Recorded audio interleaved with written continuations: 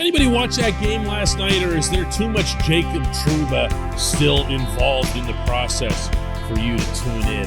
I did, and I got to tell you, well, that's what I'm going to tell you today. Good morning to you. Good Wednesday morning. I'm Dejan Kovacevic of DK Pittsburgh Sports. This is Daily Shot of Penguins. It comes your way bright and early every weekday if you're into football and or baseball. I also offer daily shots of Steelers and Pirates that I hope you'll take the time to check out.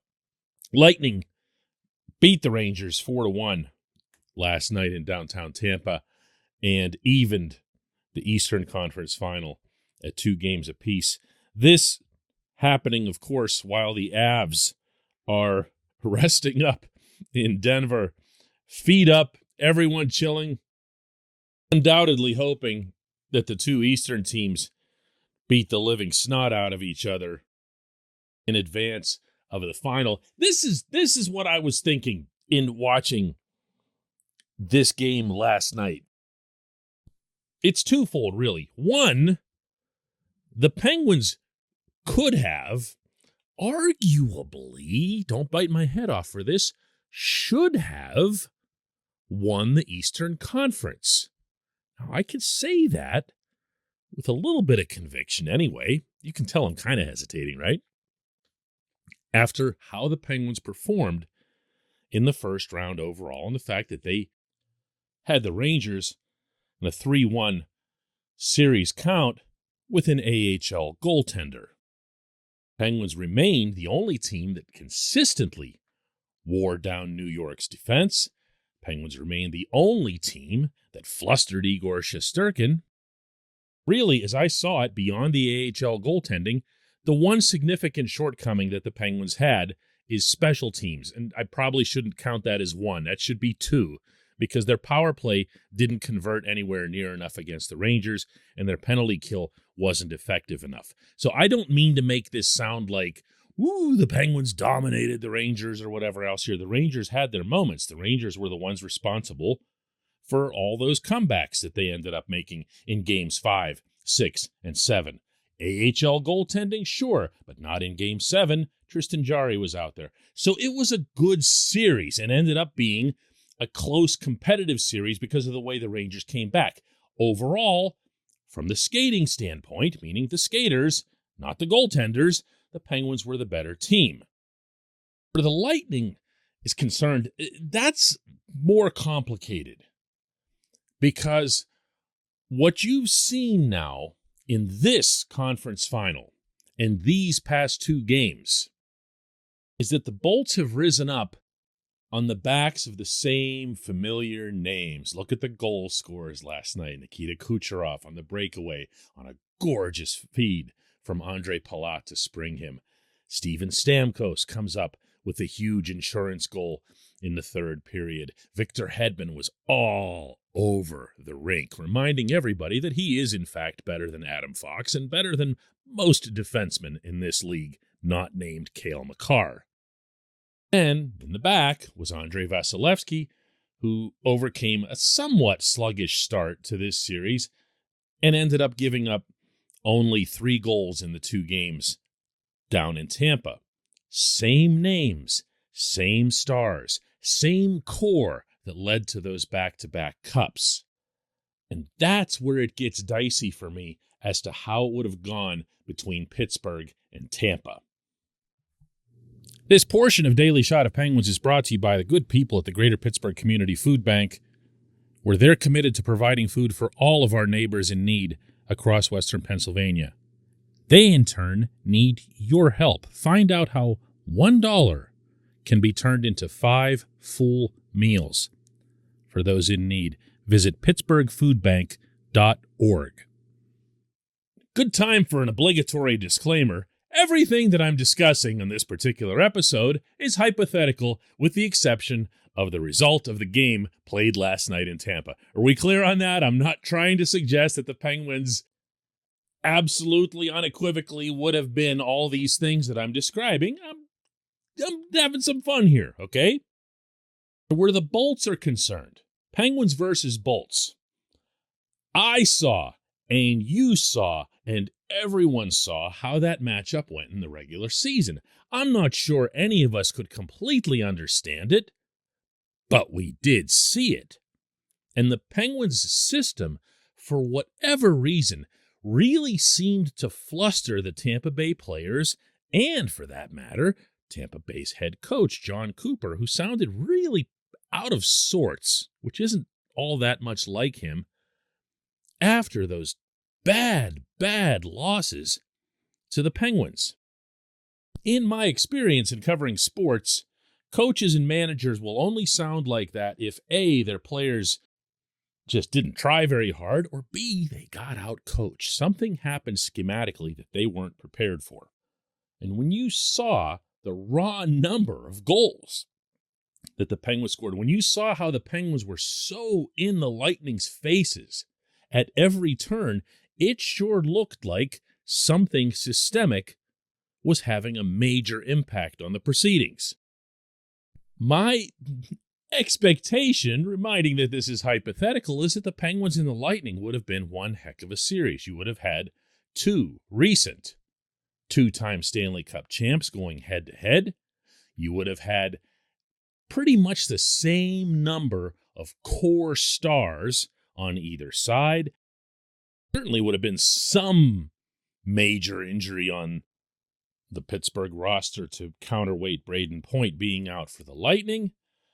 And it would have been a really, really good series. Can we know who would have won? Heck no, of course not.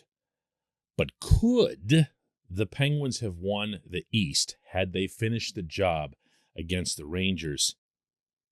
Yes, no question. Could they have gotten past the Hurricanes? That might have been a little bit more of a challenge than the Rangers, but the Hurricanes' same shortcoming against the Rangers would have been in play against the Penguins, and that's that they didn't have any goaltending. Antti Raanta is not very good in that second round for Carolina. Now, I'm saying all this, and if you think my next step would be to suggest that the Penguins could have won the Stanley Cup this summer, the answer to that is a hell no, because no one is beating the Avalanche. That team is so stacked, so talented, so deep, so everything other than Darcy Kemper in goal that Kemper doesn't even matter. Kemper's going to give up goals in the final too, and it won't matter because the Avs will just say, oh, so we didn't win 3-0 like we did in Game 2 against the Oilers? Well, we'll just beat them 6-5 in overtime like we did in Game 4. There's just too much there. This has always been Colorado's year. So please don't mistake what I'm saying here as some sort of prediction that the Penguins could have won it all. No. That was going to be the Avs from beginning to end. When we come back, just one question.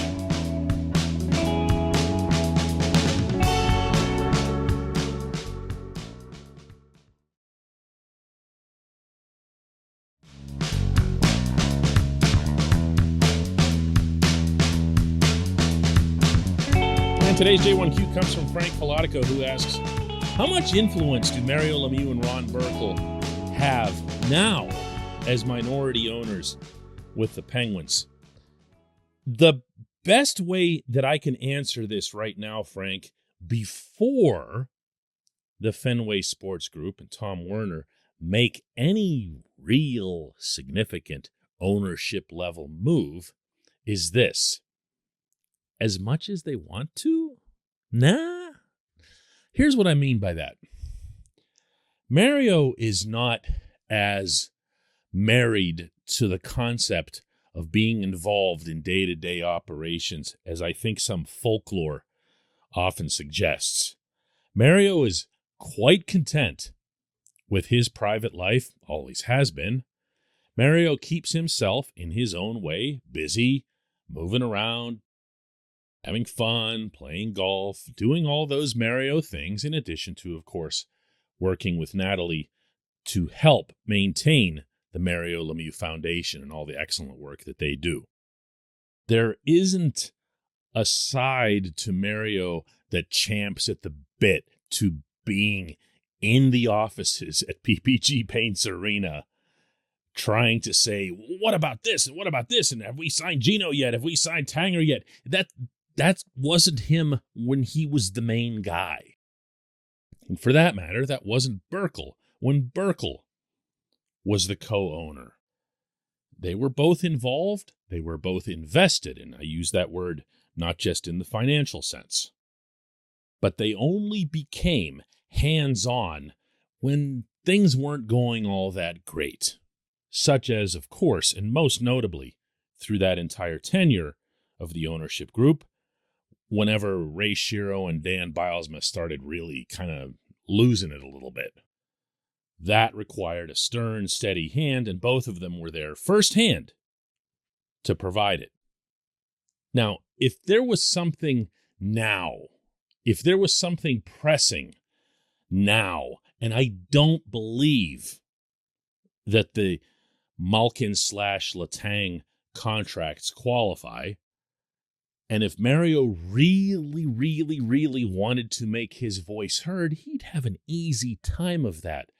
This man is the most E.F. Hutton figure in city history, meaning that if he even whispers something, people like me, and then in turn people like you, come running. We can't wait to hear what he says. It's so rare that he speaks, at least publicly.